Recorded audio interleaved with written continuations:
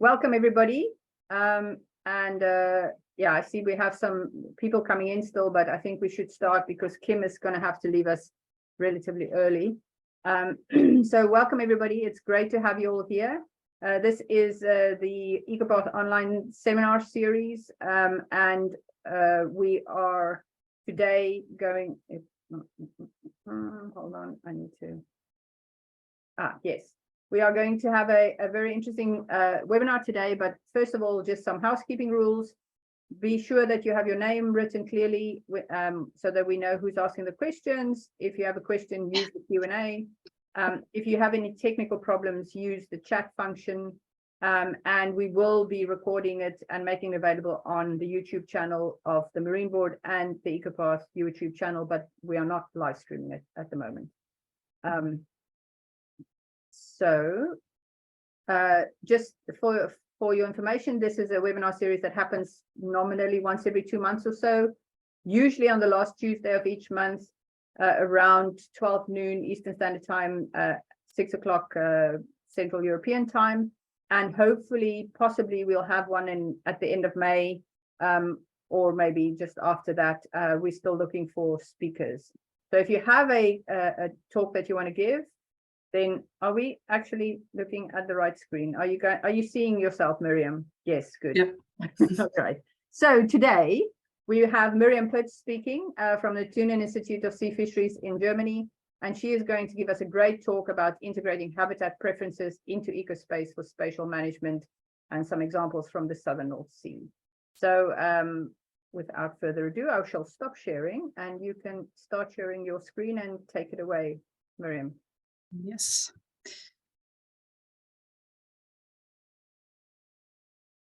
So, there we go. Thank you, Sheila, for the nice introduction. As Sheila said, my name is Miriam Putz, and I work as a postdoc at the Thunen Institute of Sea Fisheries in Germany. And I would like to tell you a little bit about the work I'm doing there, and mostly work I've been doing during my PhD back in the day, and about the integration of habitat preferences into Ecospace and how we can use this Ecospace to address spatial management questions in the southern part of the North Sea. So this talk will be divided into 2 parts. First, I'm going to talk about the construction of the Ecospace with a focus on the integration of habitat preferences, which is work that was also published in 2020. And then in the second part, I'm going to talk about spatial management issues. So when we're constructing an Ecospace model, because it's a spatial model, of course, one of the most important questions is why are species where they are? How do we distribute them correctly to have a good representation of the ecosystem? And one ecological concept we have here is the term of habitat preferences.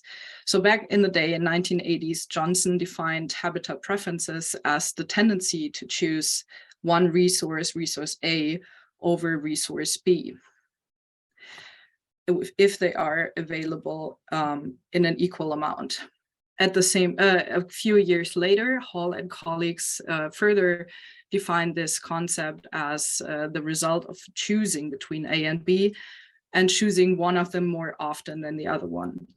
And then another 11 years later, Arts and colleagues further refined this concept as the ratio of the use of a habitat over its availability conditional to the availability of all habitats. So we can already see that we have a lot of different definitions of what habitat preferences are.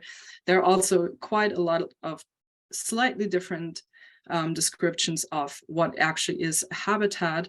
And furthermore, we also have ecological niches, which basically are described by the distribution of a species, because it includes biotic and abiotic components. The most traditional way to address this is by calculating species distribution models to address the relationship between a species and environmental parameters. And on the other hand, we have traditional food web or ecosystem modeling, where we have focused more on the biotic components. However, in the last years, especially in Ecospace, we were able to bridge the gap between the species distribution model and the ecosystem modeling starting in 2013, where we're now able to drive the Ecospace models with time dynamic external geospatial data to account for shifts in environmental parameters. And then in 2014, the option of the habitat foraging capacity model was implemented, where we now do not only say, is a species in a certain habitat, yes or no, but the habitat can be defined as a continuous relative habitat capacity from 0 to 1, and allows us to define the relationship between species and environmental drivers a bit more precise, and include multiple drivers at the same time. And then just in the recent years, Marta and colleagues were among the first to publish a study where they did not only use environmental drivers from single species models, but also use the niche capacities, so the distribution maps derived from the single species distribution models, to override the capacity and drive the model directly with the knowledge of where species are located. So how does that look in Ecospace? Basically, you have a certain input capacity, and then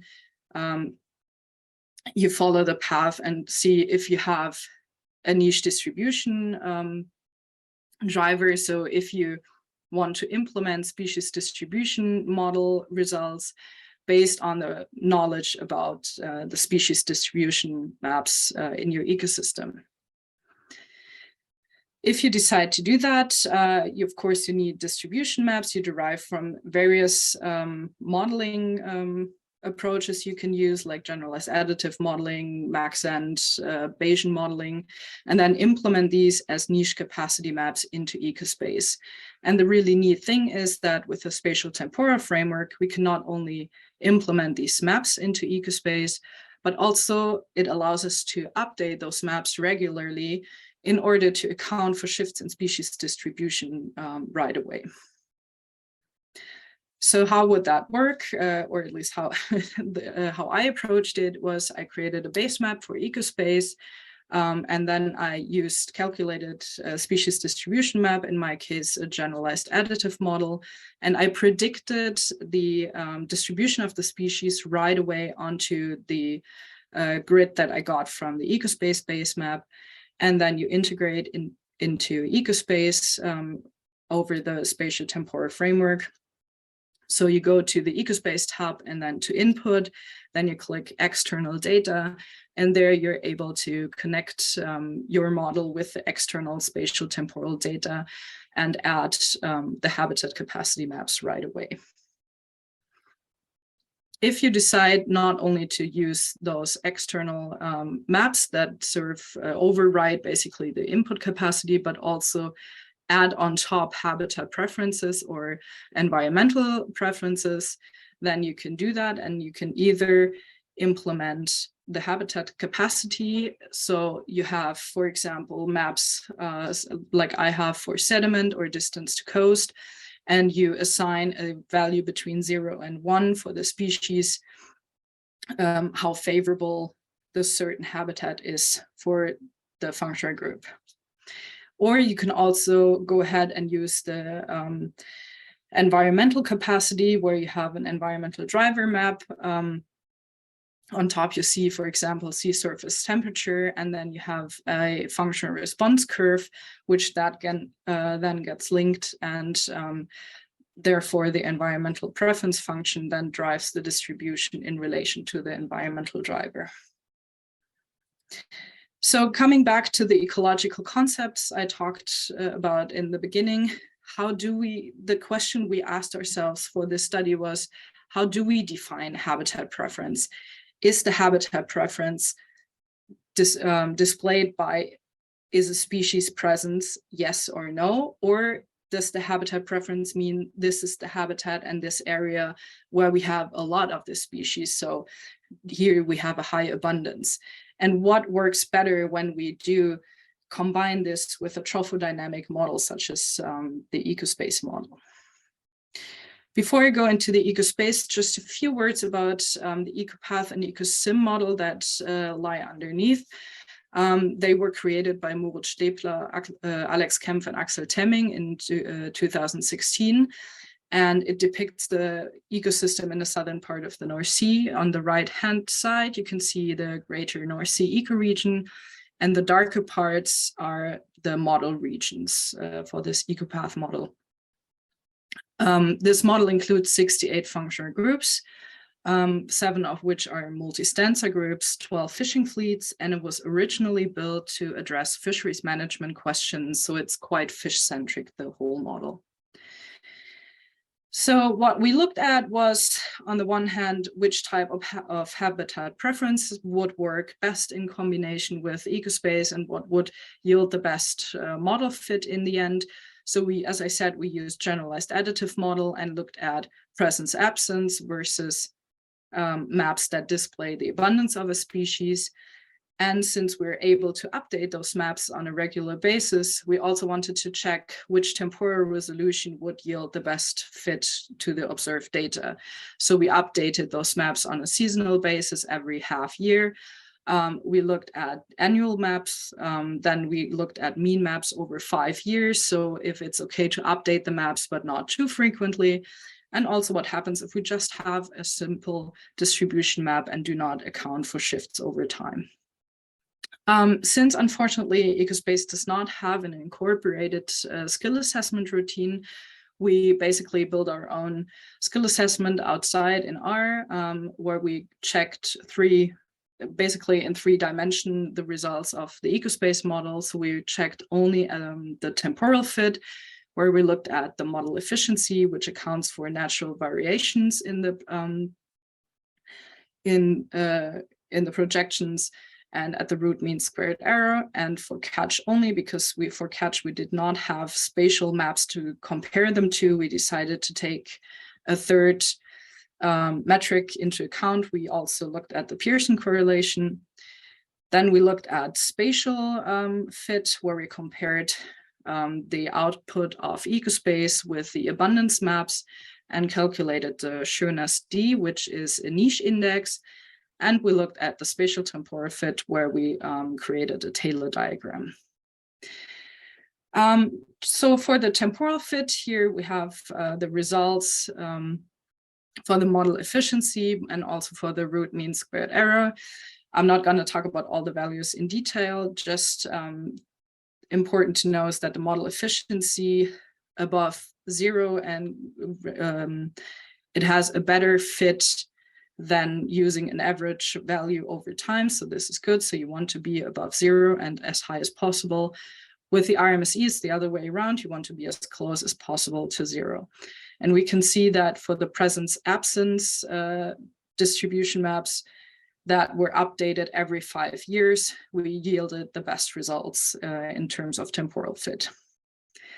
We then had a look at each individual functional group, where we ranked the model efficiency for all the different scenarios, so presence absence for the different temporal scales and hurdle as a metric for abundance in the different temporal scales. And we ranked them from 1 to 7, with 1 being the best model, the best fit with the darkest color, and 7 the lightest color.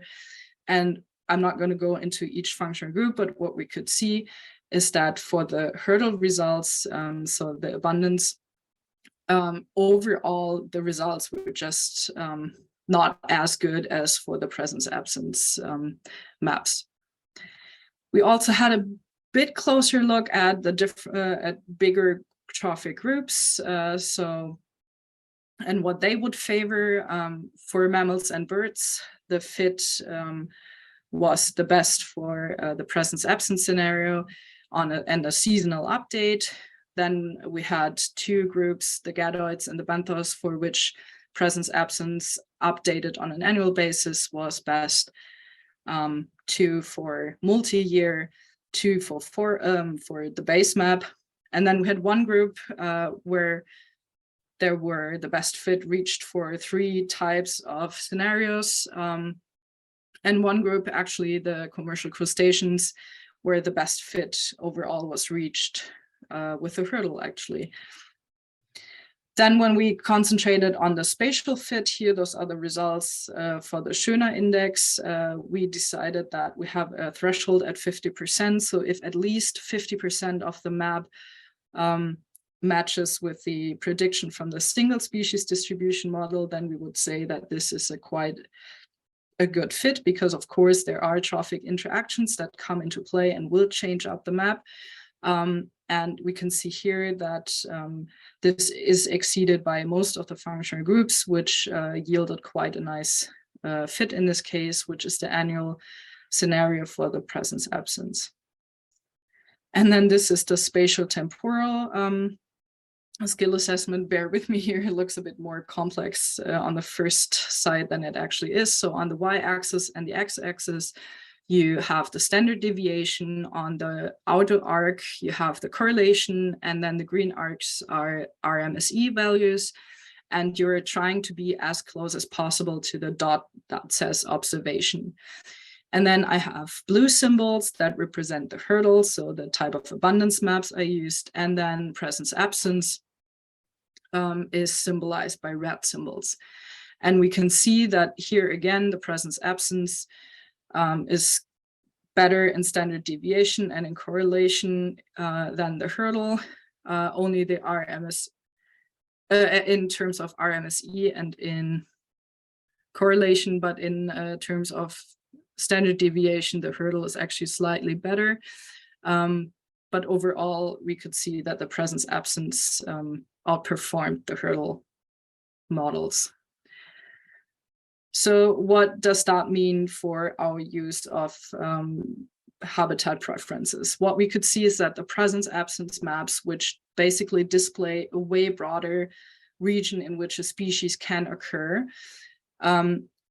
yielded way better results than the abundance-based hotspot maps, which might be in a single species more precise. However, it does not allow for trophic interactions that well, and thus doesn't represent temporal changes really well. We also could see that it was quite important to account for habitat preferences over time, because the baseline scenario was only a few times the preferred choice. However, for the most species and overall, we could see that implementing those changes improved the model fit. How often those maps should be updated basically depends, again, as much of the other model building in Ecopath on the research question you're asking. And furthermore, we could see that assessing this, the Ecospace output in terms of 3-dimension, temporal, spatial, and spatial-temporal was quite important, because it gave us a bit more information on the best fit in the end. So now I'm going to jump into the second part. I have now my fitted Ecospace model, and it runs quite nicely with the distribution maps. Now I applied it to spatial management question, and luckily 2 days ago, actually, the paper came out concerning the study I've been working on closures to fisheries and the impact on the ecosystem. So as probably a few of you, most of you are aware, especially in the North Sea, we do have an increase in closure areas to fisheries due to offshore wind installations. In 2020, there was the EU strategy on offshore renewable energy, which now enforces more and more the structural, the increase in renewable energy. And unfortunately, the war also pushed those developments even further. And then we also, at the same time, have a bunch of designated marine protected areas in the area. And with the Biodiversity Strategy 2030 and the EU action plan that targets to protect and restore the marine ecosystem, there is a lot of push towards closing those regions for demersal fisheries and to protect the ecosystems. So therefore, I think it's quite important to address what this would actually do with the ecosystem at hand. So the aim of the study was to analyze the impacts of those closures, because of course, when we do close areas to fisheries, we do have a fishing effort reallocation, and this is impacting the ecosystem. And we can, of course, also assume that there are some type of trade-offs. Then furthermore, we analyzed some theoretical closures to see what would happen if other parts of the ecosystem would be not under pressure of under fishing pressure. And last but not least, we looked at the impact of also reducing the fishing effort and not only redistributing the effort in the area. All of this we did with the Econ plugin that Jeroen and Marta published in 2017 in order to analyze the results in terms of ecological indicators. So here you can see the 4 different types of fishing restrictions we applied. On the top left, we have the offshore wind farms. Those are the currently implemented offshore wind farms and the planned wind farms. By the time I started the study, I think right now the most current version even includes even more. And in the case of offshore wind farms, we closed all grid cells to all fisheries we have in the model. On the right-hand side, you can see the MPAs. Here we also have the existing offshore wind farms in the model because they are just there. And we have 3 types of closures to the MPAs. We defined the closure because not all MPAs do have management measurements in place. We looked at the ecological component that we're meant to protect and decided to close based on those ecological components. So if the component was the seafloor and the benthic habitat, we closed those regions for bottom contacting gears. And if they were meant to protect birds and seals, we closed the areas for drift and fixed nets and also gears using hooks. And some MPAs were meant to protect both, and there we excluded all static and bottom contacting gear. And as I said before, we also looked at 2 theoretical scenarios, the Kempton's Q scenario as a measurement of biodiversity, and the IUCN scenario as an implication for an area with high biomass in red listed species. So the Kempton's for both, we ran the eco-int without any closures, then we extracted the results and picked out the 30% of the cells with the highest biomass, with the highest Kempton's Q and the highest IUCN biomass in it, and close those off to have those 30% that the biodiversity strategy 2030 is aiming to close in the region. Keep in mind, those are just theoretical scenarios to see what would happen to the ecosystem. And here we decided to also close them for bottom contacting gears and static nets, similar to the MPAs with the most protection. And for the offshore wind farms, we also added a layer of hard substrate because it also introduces a new, well, in the muddy North Sea type of new habitat and increase in hard substrate. And so we account for this shift as well. Here are the results for the biomass-based indicators. So we looked at all 4 scenarios in terms of overall impact on, which is the left column, inside the MPAs, which is the middle column, and outside. I'm not going to talk about all the indicators. I'm just going to focus on 2 here as an example. So for one, we have fish biomass, and what we could see in the middle column, we do have a increase in fish biomass inside the MPAs, even a quite strong one for the IUCN scenario, while at the same time, we do have a strong decrease in biomass outside of the MPA.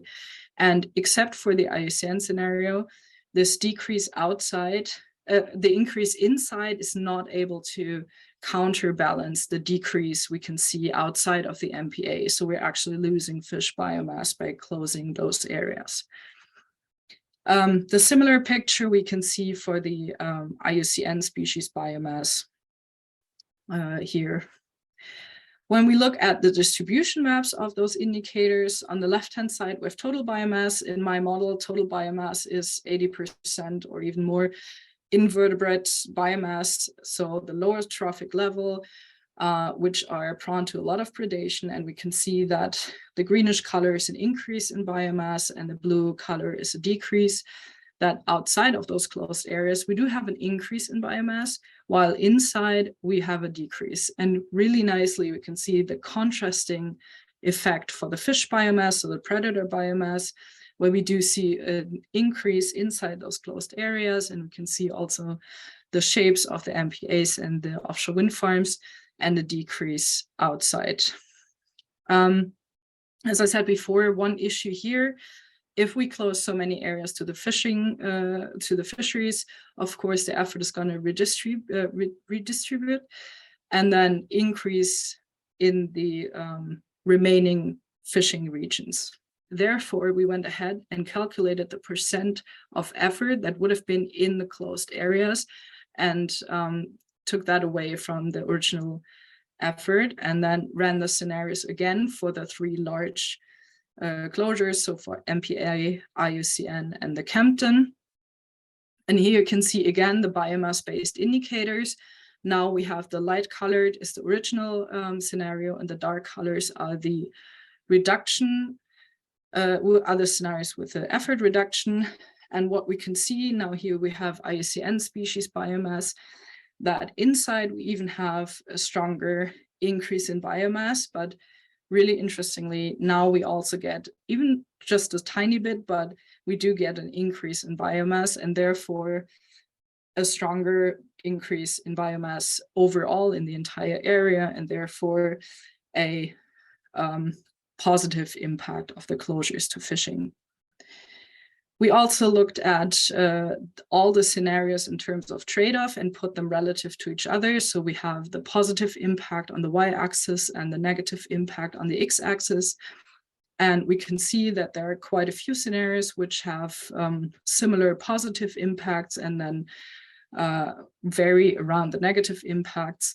However, which is quite interesting is scenario number 7, which has a really strong positive impact in terms of increase in biomass inside, and at the same time, due to the loss in fishing and catch, we do have the strongest negative impact for this scenario. So there is a strong difference when you compare the scenario to, for example, the Kempton scenario, which is the 6 in the location. It's the same amount of cells that were closed. They're just located in a different area, and it has quite a different impact in terms of trade-offs between positive and negative impacts. So what could we learn from that?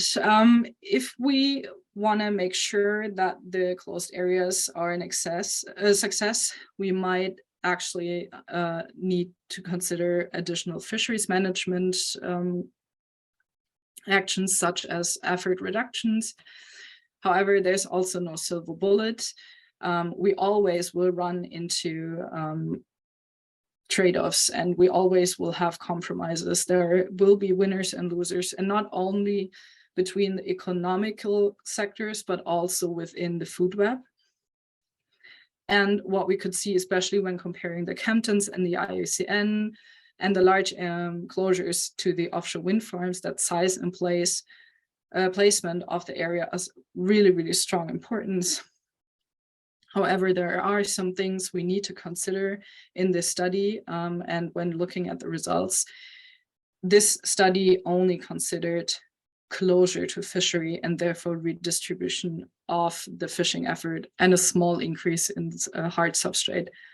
What we did not include is the impact of construction or deconstruction of offshore wind farms, and also not the impact of noise that offshore wind farm can have on certain species, or connectivity sprawls and impacts like that.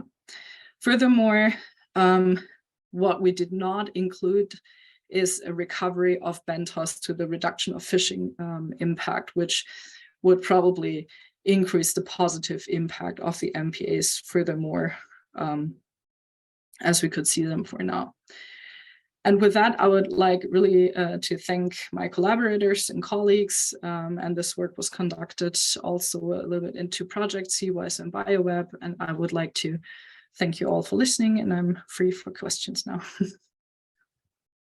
Thank you very much, Miriam. That was great. Thank you.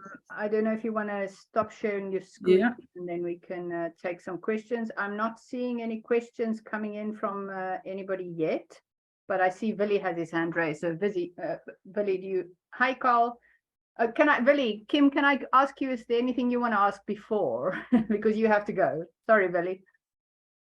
Sure, I have a question, and great talk, Miriam.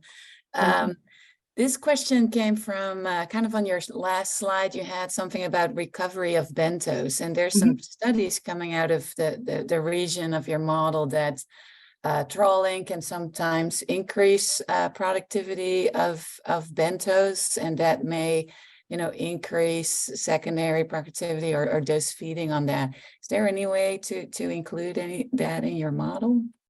So with the BioWeb project, I'm actually looking into this right now. So I started doing a review on all the impacts and papers I could see from the region. Right now, it's quite hard, I think. I think it's easier to include the impact of the fishing directly in terms of, okay, hard-shelled species are less impacted than soft-shelled, for example. This, I think, is easier, but also the recovery rates after taking away the fishing pressure is quite diverse, because you would need the fishing effort in each grid cell and also the gear depth penetration in the end. And so there's a lot of factors coming in. I tried to figure out how to include that, because I would love to try that out, but I think it's still in the process of getting there. Right. Thank you. Welcome. Oh, just a quick interject something there is what Kim's talking about is when you're trawling area, it shifts from larger, slow-growing macroorganisms towards smaller, more productive ones. So a simple way of modeling it is just to have at least two benthic biomass groups, a small productive high turnover biomass group and a larger structure forming slow turnover biomass. Yeah, so I think in the current model, I have like 8 or 10 benthic groups, so it's quite highly resolved. So I would probably be able to at least have different in impact. So I have infauna and epifauna, and then different movement patterns from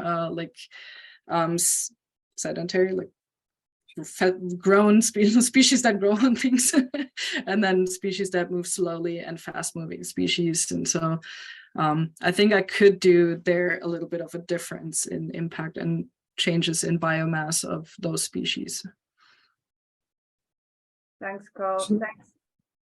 Kim, do you So- have one more? Kim, do you have any other questions if you have to leave? No, I'm good, but thanks a lot, and I'll be disappearing in a minute. Thanks. So, Carl, did you want to go first, or Willie, do you still have your hand up? Age before beauty. So, Thank you. Carl. So, Miriam, that was an excellent talk. Thank you. Fascinating. Now, there's a basic mathematical thing that says that NPAs can only increase the yield of a fish species if it's being overharvested over the area as a whole.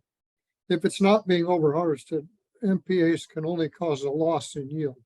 That's sort of by definition of what we mean by optimally harvesting. So did you look at how much the yield loss depended on the stock status for the fish stocks that you looked at? Because my understanding is that most of that part of the North Sea, most of those stocks are pretty well rebuilt to the levels near those that produce maximum sustainable yield, in which case you can only lose yield from an economic value, no matter how effort gets redistributed. Yeah, I didn't. Yeah, I did not look specifically into it, but it's right. The stocks are doing quite well right now. I mean, cod is basically gone from the southern part of the North Sea. But yeah, No, it was more yeah, looking into the direct impact. So the cod is in bad shape. Right? If that's so, and if the IC's stock assessments show its current biomass to be well below BMSY, then an MPA, you should show net benefits for any species that happens for the IC's assessments. If Yeah. if I might ask a question to you, Carl, on that, I mean, and I don't really know if this is true, but if the cod assessment is not just for the southern North Sea, but actually for the whole of the North Sea, then maybe I'm kind of thinking of climate change impacts and the fact that the cod might be moving further north. And even if it's assessed for the whole of the North Sea and it seems okay, it might still not be doing well in the southern part of the North Sea. So that just means the maximum sustainable yield in the southern part, if they are distinct stocks, is lower. Yeah. If they're not distinct stocks, it's kind of interesting that if it's mixing to the south and the fish aren't doing as well in the south, then actually the best strategy is to fish them out. I'm sure the fishermen will be happy to hear that. Yeah, they're not. It says that they're not sustainable as a stock. They're just being fed by the northern stock, and they're not contributing back to it. So you might as well just take them. Yeah. I think the reference points right now are for the total stock. There is an acknowledgement that there are sub parts of the stock. So we'll see how that goes in the future. Willie? Yes, Miriam, that was an excellent talk. And not that I'm surprised. I was expecting this. It was also very dense. There was so much material in it. So I must say, I came to think that I'm really happy that this was recorded because I will need to see it again. Thank you. There were some surprises in it, in your fitting scenarios, and that's why I really need to do it. One thing for the second part of it was that it really made me think about how we're using biodiversity indicators, or even almost our lack of biodiversity indicators. Not that we don't have many, but when we try to compress it into one indicator like chemtons, or for that matter Shannon's, but that we have as well, they're both doing the same. They're looking at evenness across. And yes, that may be one measure of it, but the underlying biodiversity, we don't handle that well when we're compressing things into one indicator. Have you thought of? You must have thought about that, given that you've gone from species to using chemtons. Can you see any way out? What's the way forward? Basically, that's what I'm struggling with. So I think what my approach was basically to look at everything, because when you have the IUCN species, for example, those are more the elasmobranchs and some fish, and so you get an idea of the individual components of the ecosystem, not completely about the diversity. That I don't know if we can handle that somehow differently, but it was the best thing to look at all the indicators, and then also see some surprises. For example, I had the issue that mammals and birds as one indicator decreased strongly, even with the implementation of the MPAs. And the result of that was because I have one group surface feeding seabirds, which feed on discards.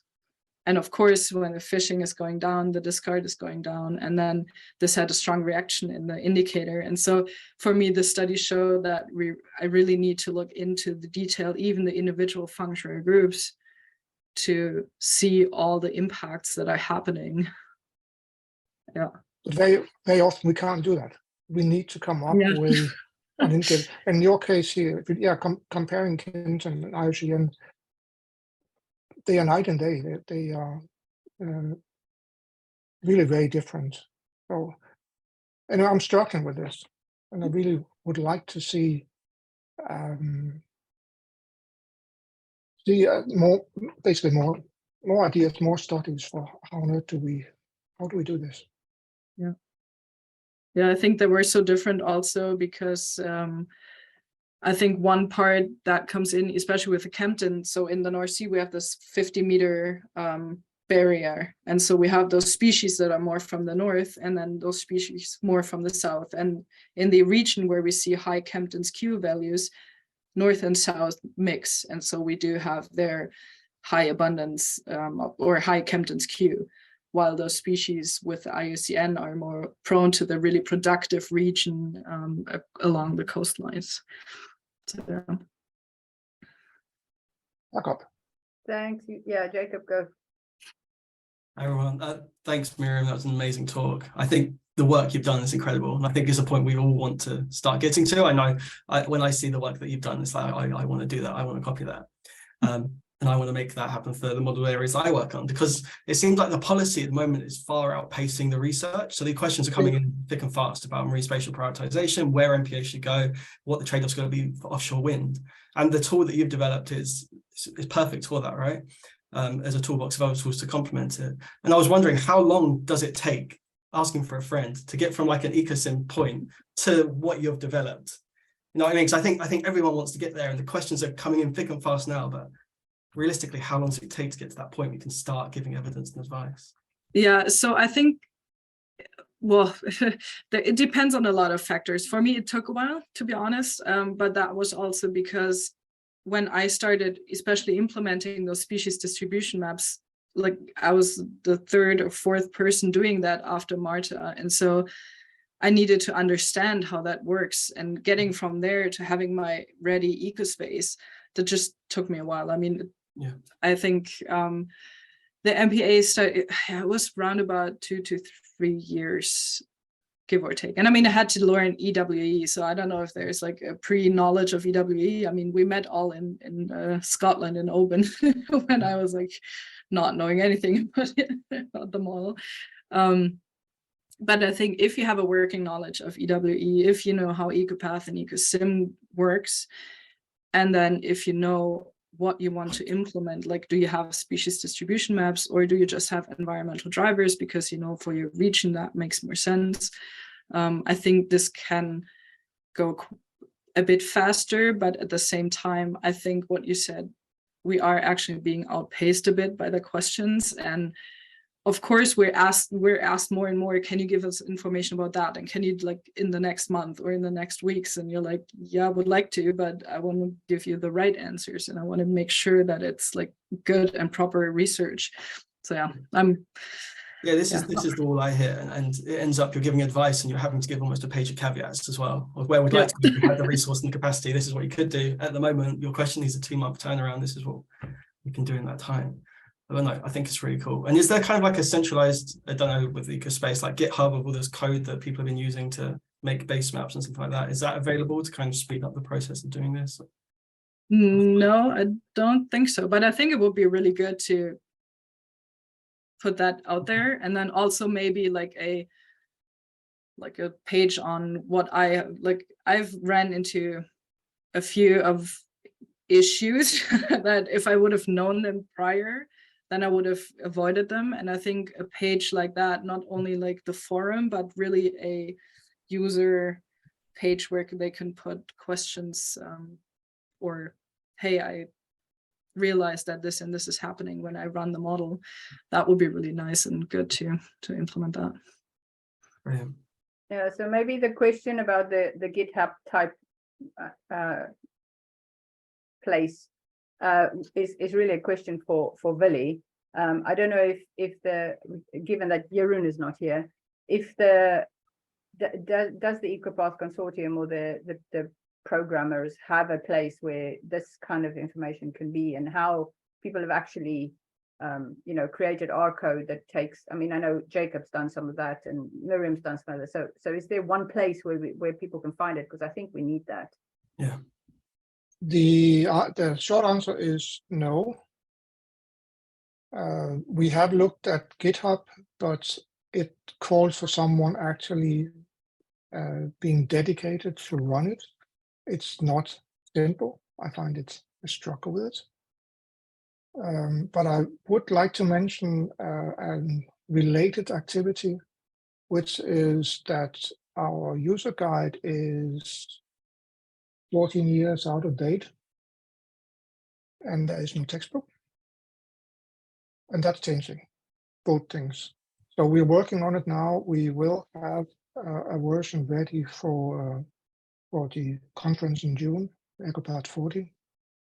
And that version is going to be an open textbook and user guide, multi-authored. Carl and I are taking the lead on it, and it will happen. So, Miriam, if you would write a page about those experiences, they will be there. It's online, it's open, it's easy to update, and it's very, very easy to find things in it. I can see that even now when we have the structure of it, we're working on it, we're adding things to it. So if you go in there and you just write a search term, you can see where in this material you have that. So I think that's going to be the easy, accessible thing for everyone, and easy to update, and much easier to find your way around than GitHub for someone who's not experienced. Like me. Thanks, Billy. Carl? Yeah, just want to follow up on Billy's thing there.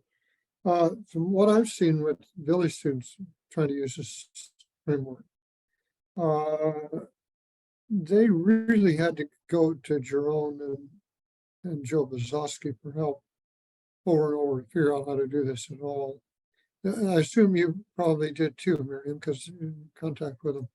So right now, I suspect that if you just sat down and tried to do it by yourself, it'd be almost impossible. And those students took months to figure stuff out, even with the backup and help. It's the GIS kind of information handling side of it that is a nightmare for a lot of us.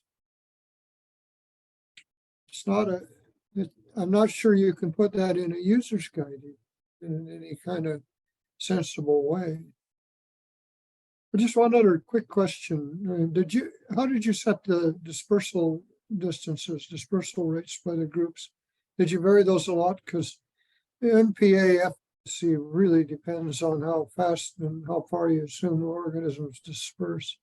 You didn't play with that, or play with what it did to your fitting? So I started off with just the dispersal rate 330, 300, those rule of thumb. But I similar, yeah, but I extended it a bit more for larger foraging fish and then for top predators to make them a bit faster, to have a little bit more of a divergence between the different species, to account a bit more for the faster moving species. But I kind of like Willy talked, I think it was like a year ago or something, or have a year, WGE West, I'm just having trouble pronouncing those acronyms, about really, it would be so good to have a better test and handling on the dispersal rates, and maybe do some runs there and compare different dispersal rates. And so this would be good, but yeah, limited time. There's that pesky having to finish your PhD thing coming in all the time. Yeah. Well, one of the reasons I asked that is that relative performance of a smooth habitat preference type thing versus a yes, no depends partly on how the movement rates get varied for biomass that is inside or outside or is along that habitat gradient. So it could be that some of your conclusions about the simpler spatial yes-no habitat model working better may have been partly at least because of the dispersal screw-ups that can occur in the continuous habitat preference model. It may be screwing up the mixing rates quite a bit, dispersing animals into bad habitats more than it should. Some goofy thing, we don't know. Anyway. Jacob, Yeah, thank you. have a question as well? Yeah, this might be for other people as well. But I was wondering with the fisheries displacement when you close the MPA, I imagine that currently the way it worked is it displaces fishing effort to somewhere else within your model region. But I know in reality, for example, in the North Sea, we saw with I think some total algal catches dropped for some pelagic fish, and nomadic vessels were displaced from the North Sea into the Channel Sea. So a different ecosystem model in terms of how we would work. And I was wondering, is there a way to address that in Ecospace, or not really? No, the current version finally does. So effort, there's a nowhere effort option. Okay. So when abundances go down and fishing would just give up, that's modeled as non-fishing. Mhm. So total effort now should respond. Isn't that right, Billy? That's in the core code? Yes, we can do. It certainly is going to be in the next release. We have been working quite a bit on it, and it's an aspect that's really important for handling choke species as well. For allocating for choke species. However, it doesn't solve the problem that when things are happening outside your model area, you are not modeling it. Mhm. So if you want to model that, then you need to have A big model. 4, B, C, Larger D, model. 7, C, Yeah. D, E, and so on. You need to increase your model area. Let's go, Jacob. I'm so glad that my teachings come back when I kept on saying you can't model, salmon if you don't model whole of the North Pacific. I just had a flashback from my teaching days. Oh, So I'm so glad it's You should- back still here. you should see some beautiful spatial salmon modeling that Fanny Couture is finishing now. Oh, you can model salmon. Oh, yes. I know Well, it's maybe- not that you can't model them, it's that you have a hidden assumption that while they're not in your system, they're not doing anything interesting. Yeah. There's nothing bad happening to them outside. This is one of the most common causes of model failures, things that hit the system from outside your boundaries, things you treat as constants aren't. Yeah. So, yeah, I mean, that's always going to happen. It's going to happen at all models, eventually to all models at all scales. Yeah. Yeah, but if you Burned by the details and burned by the boundaries. let's say. Yeah. okay, I have had no questions from the online participants, which is quite sad. And before people arrived, we were talking about the fact that this webinar feature is actually completely unnecessary. And next time we will just have a meeting and people can be in, and we won't have a us and them situation so everybody can talk. And I will make sure that people are muted and all of that stuff. So if none of the online participants want to ask any questions, I don't know if there's any questions from you, Santiago. You've been very quiet in the corner there. I've been really impressed about this talk, and I've been enjoying the conversation. And Jacob actually asked the question about where do you put the remaining effort. That was what I was interested in. But like this is great work, and like thanks for paving the way. Yeah, it's Thank really you. nice. So Jacob, go.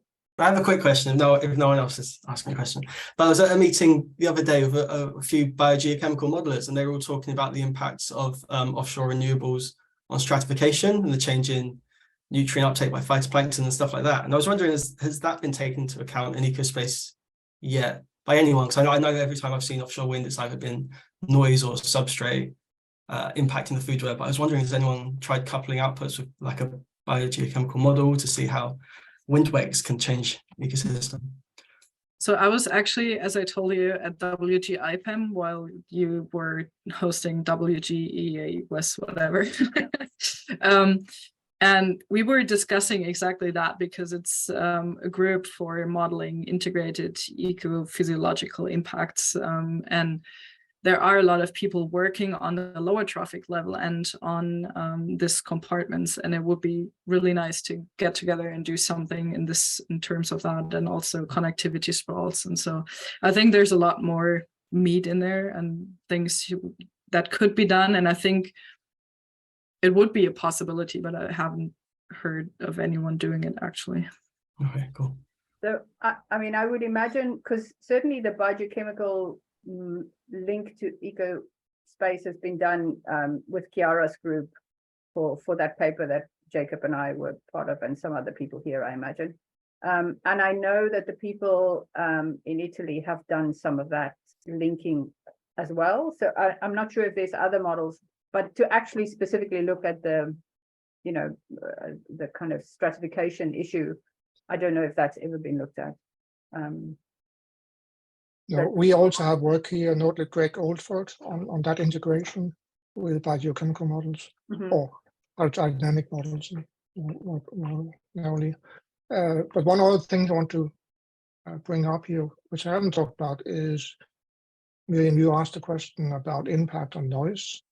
And there has been a few examples of this. One comes from Sheila's lab back in Open. And another one is from Roberts Bank, where we evaluated the impact of construction noise on a number of species. So that is feasible, absolutely. And it would be an addition. And the impact of noise is taken into account in the MSP challenge for sure. So there is, the work is done on how to link it up already. You just need to, I guess, figure out how they did it. But it's been done before, so yeah. All right. If there's no other questions, then I will just say thank you very much, Miriam. It was great. It was good to hear what you've been up to, and to say that yeah, we are looking for speakers for the next one. That we have 2 people that we will be contacting. But if anybody else wants to talk, and Billy, you were talking about somebody doing some work on salmon, so maybe we could have a talk by that person at some stage. It would also be nice. So let me know, and we can set up another webinar. It'd be great to keep on top of it. And just a call out again to remind you that the Ecopath 40 conference will be next June 2024 in Belgium. So looking forward to see you guys. Oh no, Billy must have the last word. In that context, we are going to open up the website pretty soon. On the website, we have a pre-registration. And if anyone's interested in running half-day courses after the workshop, we're putting a list on the pre-registration to get a sense for which of these courses should we actually run. So if you have suggestions for half-day courses, do send them to me, and I'll put them on the list. Yeah. And we will have probably a usual, introduction to Ecopath course for those poor students that are desperately trying to figure out how it works, which will run for about 2.5 days. So that probably will happen anyway. The website is ecopath40.org. So if you want to see what we have on that list now, go to ecopath40.org. Is it live already, really? Yes, it's live. Oh, okay. But it's live, but it's very, very, very, very incomplete. It doesn't have all the logos and all the things and all the text and so on. But the structure is there, and especially the pre-registration. Yeah. The list there. That's what I want you to look at. Yeah. So thank you very much. Thank you again, Miriam. It was great, and thank you everybody else for attending. And we'll see you guys soon.